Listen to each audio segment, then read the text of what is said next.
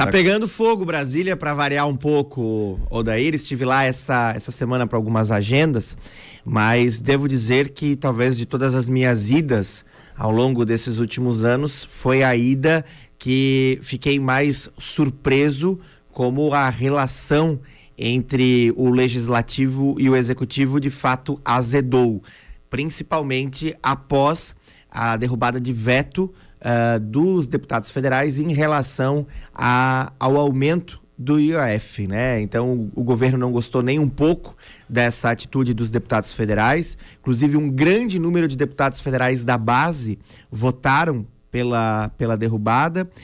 Para vocês terem noção aqui, eu até peguei os números. Deixa eu abrir aqui para não... Aqui, ó. Foram 383 votos favoráveis à revogação e apenas 98 contra. E, curiosamente, 216 desses 383 votos vieram de deputados da base aliada ao governo Lula. Então, um número significativo. De fato, o governo tem perdido cada vez mais a base aliada no Congresso. Existia uma expectativa de que com esse aumento do IOF teria aí cerca de 20 bilhões de reais a mais nos cofres públicos, e inclusive tudo isso fez com que o governo puxasse o freio de mão em várias questões que eles têm para lançar aí nas próximas semanas, principalmente em relação ao PAC. Então a relação está estremecida, azedou. O que se fala muito nos bastidores, eu conversei com um cientista político que é servidor efetivo do Senado. Ele disse: olha, Arão, eu nunca vi um posicionamento tão duro dos congressistas num momento como esse, né? Ele até trouxe números que mostram o aumento dos decretos legislativos. Os decretos legislativos é um poder que os deputados federais têm, mas que pouco eram usados, principalmente na década passada. E agora começaram a utilizar com muita frequência. Então isso demonstra de que os deputados federais estão descontentes com a relação do executivo.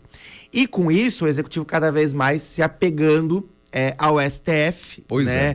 O STF fazendo esse papel quase que de advogado da União para fazer a defesa das pautas que são de interesse do presidente da República.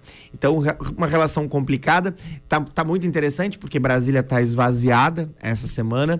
Esvaziada porque nas últimas 2 semanas já esteve esvaziada por conta das festas de São João, do Norte e Nordeste, e ainda esvaziada também essa semana, porque está acontecendo em Portugal um evento que é o Fórum Jurídico de Lisboa, que chamam de Gilmar Palusa, né? Gilmar Palusa, em que grande parte dos deputados federais, dos líderes de bancada, estão lá.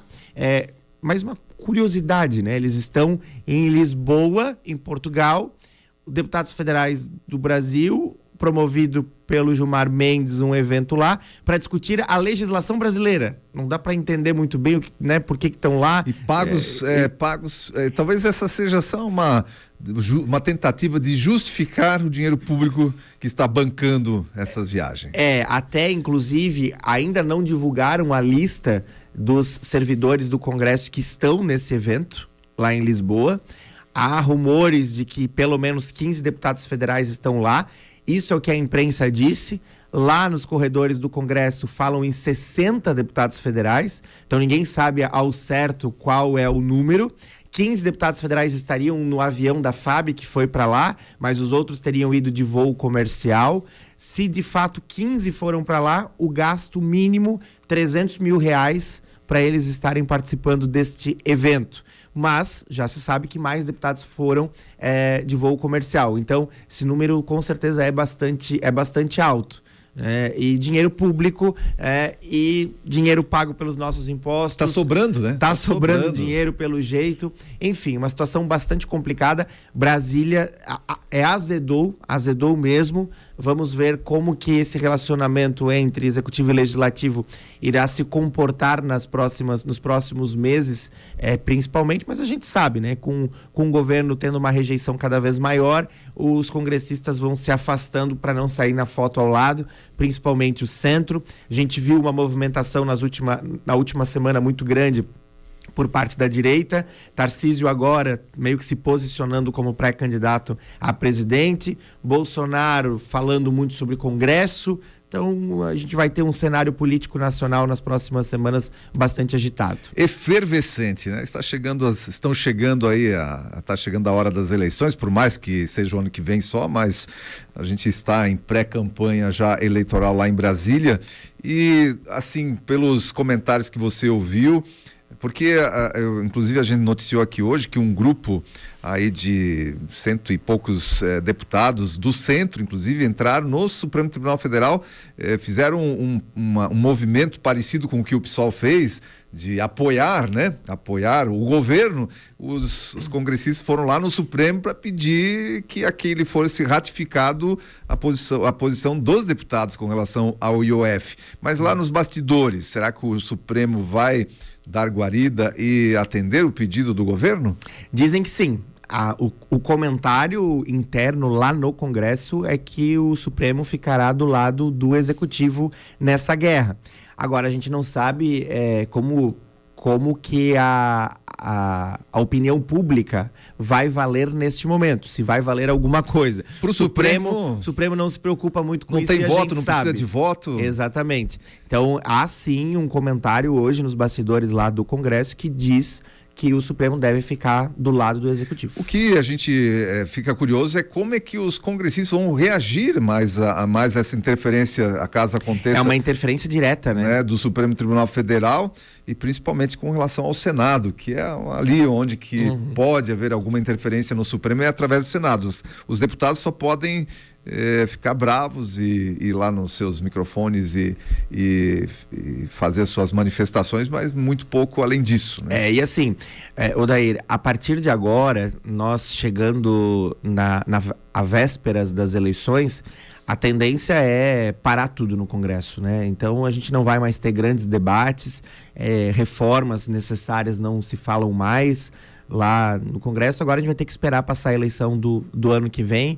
Então muita água vai rolar por baixo da ponte, o custo público gigantesco e resultado a partir de agora será mínimo. E aqui em Santa Catarina, claro, as eleições também, as eleições de 2026 já estão, as campanhas, né, as pré-campanhas travestidas aí de outras formas já estão em curso e aconteceu aí o lançamento do Estrada Boa Rural, é isso? Ontem o governador Jorginho Melo, em Joaçaba, reuniu mais de 200 prefeitos e cerca de 150 vice-prefeitos para fazer o lançamento do Estrada Boa Rural. Um programa bastante interessante do governo do estado, em que ele faz um investimento nas estradas rurais de Santa Catarina através de uma parceria entre o governo do estado e as prefeituras. Então, o objetivo do programa é investir 2,5 bilhões de reais no asfalto de estradas rurais, através de parceria. Sendo de que forma? Metade do valor a fundo perdido por parte do estado e a outra metade o município através de financiamento a juros zero.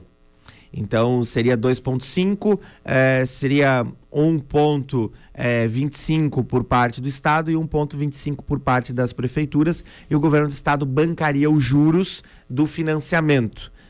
Uma mobilização bastante interessante. O Jorginho Melo bastante forte, bastante fortalecido. Ontem o auditório lá estava lotado, o evento foi em Joaçaba, que é a terra do governador, num movimento bastante interessante político e um investimento bacana, um investimento importante para o desenvolvimento de Santa Catarina. O agronegócio, ele tem uma força significativa para a nossa diversidade econômica, é uma base concreta para a economia do nosso estado, e esse investimento com certeza vem numa boa hora, né? Agora é evidente, as prefeituras elas terão que ter possibilidade de endividamento, existem os limites de cada prefeitura, projetos, vai ter que ter projeto. As prefeituras vão ter que se adequar depois ao pagamento desse financiamento. A manutenção depois. A manutenção. O financiamento ele terá que ser pago em 4 anos, então são 48 vezes. Não é um valor tão baixo para um município de menor porte, mas que bom que o programa foi apresentado, é um programa muito bom. O governador Jorginho Mello acerta no investimento nas estradas rurais, que é uma necessidade de todo o estado. E uma curiosidade, uma informação interessante, que ontem alguns parlamentares participaram desse evento lá em Joaçaba, alguns deputados estaduais e alguns deputados federais, e quando a deputada federal Carol Detoni foi chamada para fazer o seu discurso, grande parte da plateia que lá estava chamaram ela de senadora, né? Então, senadora, e aí a Carol Detoni fez o discurso dela, então deu para perceber também a força política da deputada federal Carol Detoni nesse evento promovido pelo governo de Jorginho Mello. Mas claro, né, tudo isso em função da possibilidade que está sendo aventada aí do Carlos Bolsonaro ser senador, vir a concorrer ao Senado de Santa Catarina, e com isso, se ele se isso virar a acontecer, a Carol Detoni não concorreria, né? Ela ficaria de lado.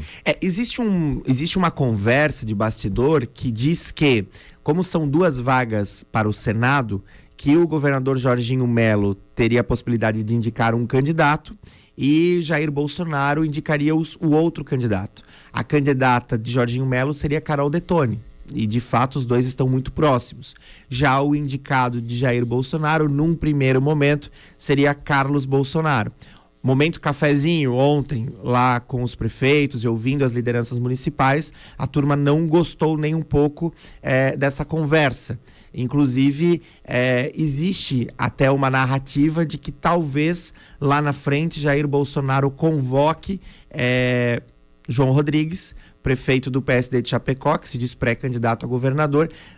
Jair Bolsonaro convoque e diga: olha, João Rodrigues, você que é meu amigo, eu preciso que você seja o candidato ao Senado, porque eu preciso de ti lá em Brasília. Então também há essa conversa rolando nos bastidores lá em Florianópolis. E a Júlia Zanatta aí é mais interesse dela, então, porque aparece aí também nos comentários políticos a respeito do interesse da Júlia Zanatta a concorrer. A Júlia tem muita vontade de ser senadora. Eu conheço a Júlia, trabalhamos juntos, inclusive, em Florianópolis. A Júlia, ela é muito corajosa, ela é muito determinada e muito visionária.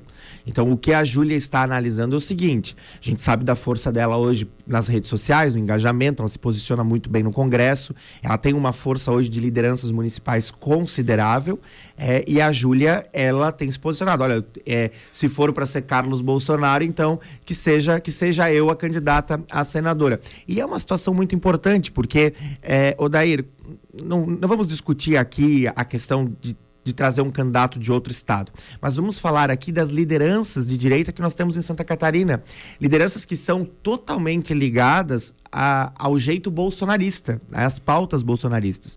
Então nós temos uma Júlia Zanatta, nós temos uma Carol Detoni, nós temos o Gilson Marques aqui do Novo, nós temos o Rafael Pezente do MDB, enfim, nós temos muitos deputados federais hoje que eles seguem na linha bolsonarista, que são catarinenses, que conhecem a realidade do nosso estado, que teriam total condições de estar no Senado representando Santa Catarina e as pautas de direita e as pautas de Bolsonaro. Sem contar, ainda sem falar de João Rodrigues, que também é um nome muito forte, que teria total condição de ser senador da República e seria um excelente senador da República, inclusive.